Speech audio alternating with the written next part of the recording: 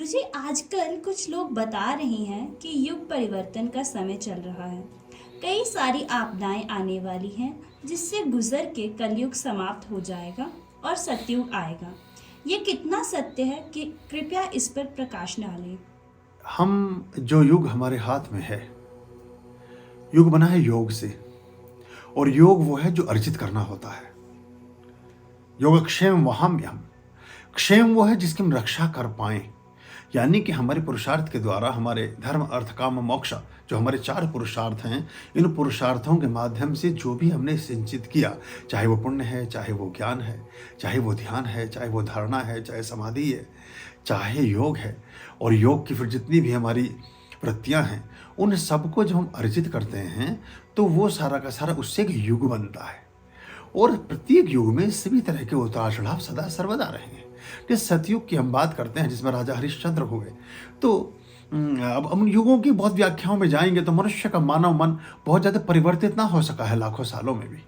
वहाँ भी एक एक स्वप्न भर किसी ने देखा, उसकी प्रतिपूर्ति के लिए कितनी बड़ी परीक्षाएं दी गई, और बहुत बड़े बड़े साधक भी ऐसे मनुष्य योनि में प्राप्त अच्छी आत्माओं के साथ प्रतिस्पर्धा करते हैं। बड़ी एक लंबी कहानियां हैं। किसी युगों के फेर में नहीं पड़ना है। हर दिन आपके लिए सतयुग है। हर दिन आपके लिए, जब आप अपने जीवन में सत्य का वर्ण करते हैं, अच्छी बातों का वर्ण करते हैं, सच्चे मार्ग का अनुसरण करते हैं। सच्चा मार्ग सर्वोत्तम सच्चा मार्ग है, परमात्मा का मार्ग। जब आप परमात्मा से संबंधित मार्ग का अनुसरण करते हैं तो आप सतयुग में ही होते हैं।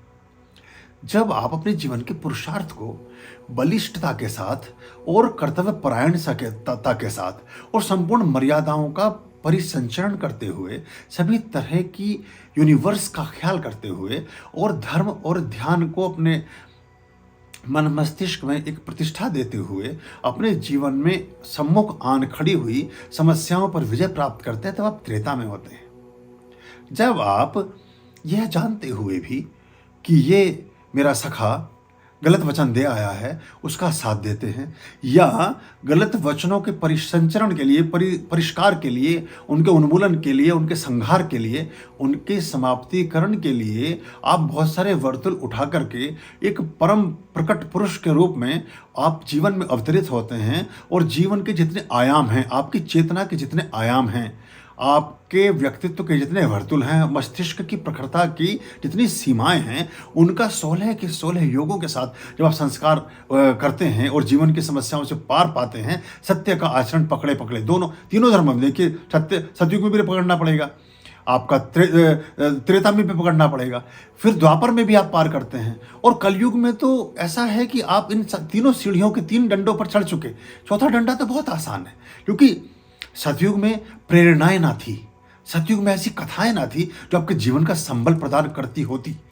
आपको बहुत सारी चीजें ऐसी प्राप्त, हरिश्चंद्र ने कहां से प्रेरणा ली? सिर्फ अपने परमात्मा के अलावा, अपने मन संस्कार के अलावा, अपने ध्यान धारणा समाधि के अलावा, अपने प्रबल सरोकारों के अतिरिक्त हरिश्चंद्र जी के पास कोई और संबल ना था।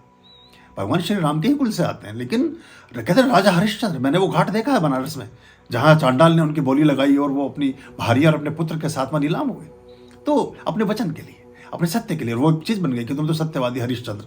तो उनके पास ऐसे उदाहरण ना थे कि ऐसी चीजों को करने के बाद भी परमात्मिक ऊर्जा आपके साथ होगी, आप सभी तरह के संकट संघर्षों से पृथक होकर के जीवन में खड़े हो जाएंगे और औरों के लिए आदर्श में अवस्था को उपलब्ध होंगे, औरों के जीवन को भी आलोकित और प्रकाशित कर सकेंगे। आपके पास है, श्री राम के पास कुछ देशनाएं थी जो उनको रास्ता देती थी सत्य के मार्ग का।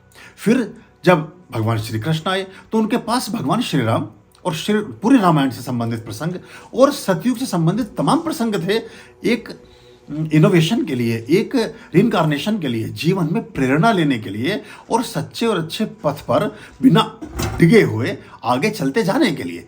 और आपके पास तो अब सतयुग के सारे प्रसंग, आपके पास त्रेता के सारे प्रसंग, आपके पास द्वापर के सारे प्रसंग, और कलयुग में आपके हाथ में कर्म का पूरा विधान। तो आप कितने लकी हैं, आप इतने सौभाग्यशाली हैं जितने पुराने युगों की जन कभी ना थे। तो इस धारणा से हमें पृथक रहना चाहिए।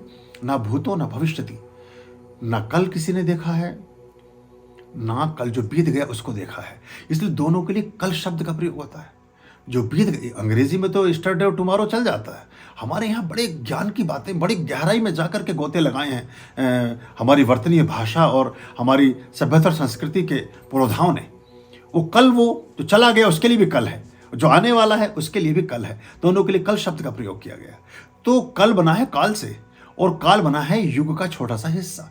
तो ना कल जो चला गया आपके हाथ में रहा, वो जैसा बीता बीता, जो कल आने वाला है वो आपके हाथ में नहीं, आज आपके हाथ में है।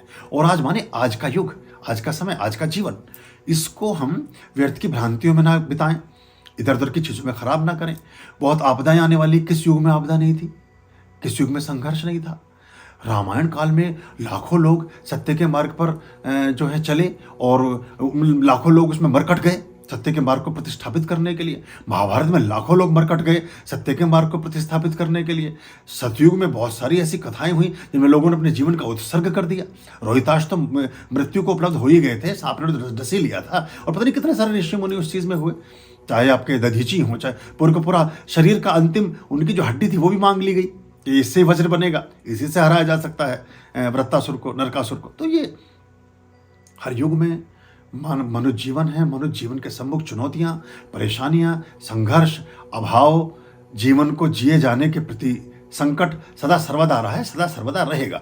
ये कोई ऐसा नहीं है कि सतयुग में बैठे हुए लोग मलाई खा रहे थे या उसमें फिर तो ये। और देखिए अभी तो इतने प्रत्यक्ष राक्षस इतनी व्यवस्थाओं में उच्चासीन नहीं है कि राष्ट्रों के स्वामी हों। 2-4 राष्ट्रों को छोड़ दें तो अलग एक बात है, लेकिन ऐसा नहीं है। लेकिन अब तो पूरे पूरे देश चला रहे थे, रक्षवंश के लोग, नागवंश के लोग, गंधर्व, किन्नर, सबकी अपनी अपनी सत्ताएं थी। तो अभी तो ऐसा नहीं, बहुत अच्छा युग है और यही सतयुग है, यही कलयुग है, यही त्रेता है, यही द्वापर है। इसको जियो, भरपूर जियो, जिंदगी जियो जी भर के, और परमात्मा का दामन पकड़े रखो, ईश्वर के संग साथ रहो, तो जीवन अच्छा और बेहतर होता जाएगा। आर्याम अभयाम भज रे चित सन